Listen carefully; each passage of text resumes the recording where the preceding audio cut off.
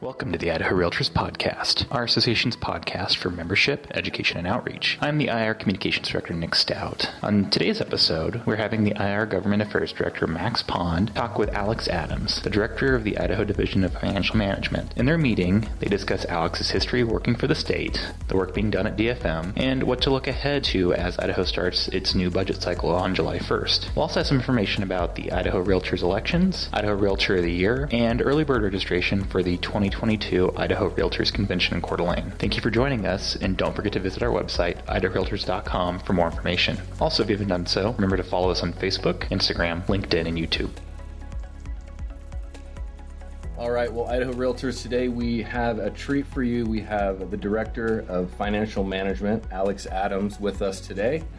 We're going to talk a little bit about the economic outlook for Idaho, but first, to start out with, Alex, why don't you tell us a little bit about yourself? I'm a budget and regulatory director for Governor Little. I've been in that role since Governor got elected in 2018. Prior to that, I ran one of the regulatory agencies for the state. My background is perhaps different. I didn't necessarily have a linear career path to the budget office. I started my career as a pharmacist, but through state government, evolved my role over time and have had quite a bit of enjoyment in doing so. So the Department of Financial Management, tell us briefly what that department does. So it's the budget shop for Governor Little. We work with Governor Little to translate his priorities into budget recommendations. We work with the legislature on getting those recommendations into appropriation bills, and then we oversee the implementation of those budget activities through the executive branch agencies. We also screen regulations from all of the agencies to make sure that they align with the governor's policy priorities prior to finalization. So now let's get to a little bit of the meat here. If you turn on the TV, you look anywhere, you hear about the looming recession, interest rate hikes, inflation, things like that. How is Idaho fitting into that picture, that narrative that we're hearing from every angle? Yeah, I think Idaho faces fierce headwinds just like all states currently face. I think you touched on them: inflation, soaring energy prices, labor market shortages, supply chain disruptions, an evolving federal monetary policy with the feds raising rates. So all those have potential impacts on our economy and therefore on state government. And, I think one of the things you have to do as a state is prepare for those bad times. And, I think some of the things we've done position us well for whatever might be ahead. We've put 21% of our budget in reserve into rainy day funds to stabilize against some of those disruptions. We've left larger than usual ending balances in our budget to help us stabilize. We've paid off debt and done other things like that so that we don't have fixed costs in the out years. So we definitely see some storm clouds on the horizon. And as a state, citizens can rest assured that the state is making preparations for what might be ahead. You mentioned a few economic factors there, but what are specifically some of the key indicators, key metrics that DFM's looking at, and how are you, what are you looking at towards the future, the next year or so for the Idaho economy? Yeah, so if you think of Idaho's revenue mix, two largest are income tax and sales tax.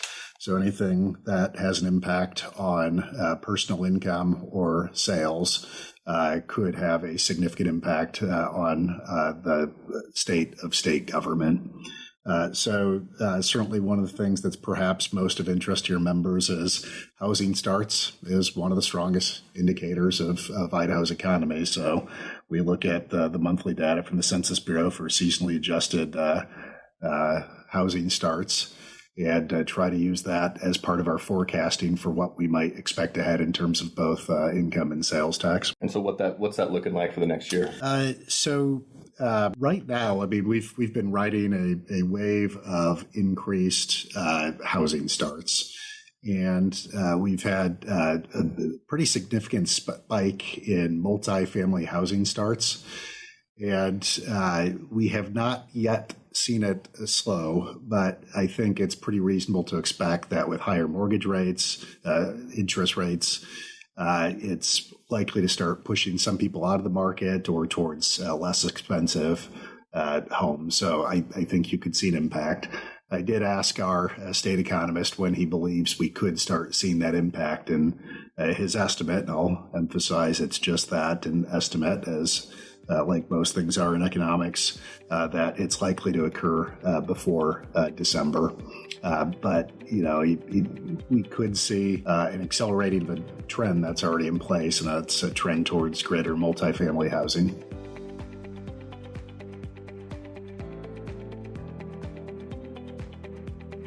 It's election time for Idaho Realtors. The 2022 Idaho Realtors application period for candidates is open, and the 2022 election guide is now available. IR is seeking qualified candidates for the following positions: First Vice President, East District Vice President, North District Vice President, and there are 2 new positions open for this year's elections. The first is an NAR Director representing small boards in Idaho. This position will have a 3-year term and represent local boards with 499 Realtor members or fewer. This candidate must be a member of a small board. The second will be an NAR Director representing mid-sized boards. This position will have a 2-year term and represent boards with more than 500 but less than 1,999 Realtor members. This candidate must be a member of a mid-sized board. If you or someone you know is interested in running for one of these positions, please visit our website and download the 2022 election guide to learn more about the roles, eligibility, requirements, and important election dates. Go to idahorealtors.com/2022elections for more information.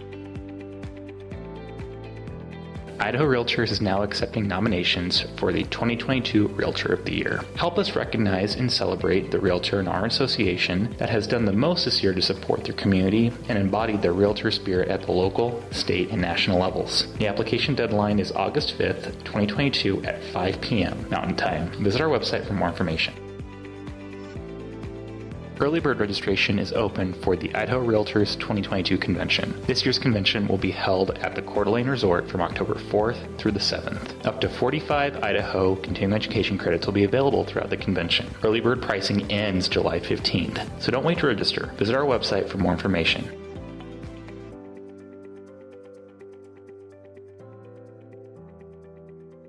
Transitioning just a little bit, looking back at the session, wanted to just focus on a couple things real quick.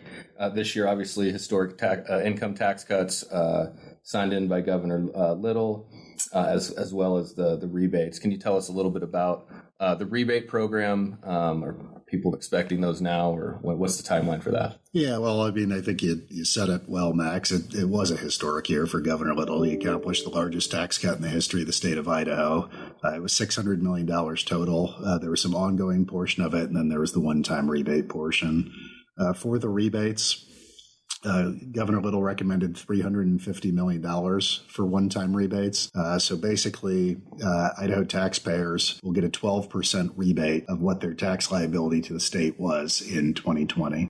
If individuals did not have a liability, the minimum amount that they would get is $75 per taxpayer and dependent. So to date, Tax Commission has processed 643,000 of the rebates and has returned $216 million to people of Idaho through those rebates. So that amount of rebates they're processing on a weekly basis continues to increase. And folks should see those checks soon if they have not already received one. One of the things I think is interesting about the rebate is based on feedback we've gotten from Idaho citizens, we created a pathway where folks can either take their rebate and use it for whatever purpose they see fit, or they had the opportunity to designate that rebate go to either public schools, parks and recreation, or road and bridge maintenance. And people have the option to elect to donate them for that purpose. Out of the 643,000 rebates processed to date, 2 Idahoans have chosen to donate those for government services, both for public education. So next year, the legislature will be able to appropriate $243 from those rebates for public education. So it does show that folks have been eager to receive their rebates and to use them for purposes of their choosing. All right. Well, one kind of last question here. We kind of talked a little bit about interest rates going up. But one thing that's really been a driver, at least from our perspective, of housing costs in Idaho has really been the long-term lack of inventory, housing shortage. You mentioned we're seeing some good housing start numbers. Do we see that continuing on? And do you see interest rates rising impacting us here specifically in Idaho? So, I think we talked about it a little bit, Max. I think higher mortgage interest is likely to have some impacts. It will either push buyers out of the market, push them to other types of less expensive homes, things like that. As I mentioned earlier, state economists believes that that's likely to occur before December this year. So while we've had a strong trend line, I do believe there is reason to think that it will change in the near future. And that's why states have to be prepared for anything that might come. One thing I'll mention, and we appreciate your help, Max, and that of your colleagues at the association, is we did put $50 million to workforce housing as part of this year's budget. It was House Bill 701, and it's a gap financing program to increase the inventory of housing. So I know the Idaho Housing and Finance Association is in the process of implementing that. They've posted for public comment the application to any interested developer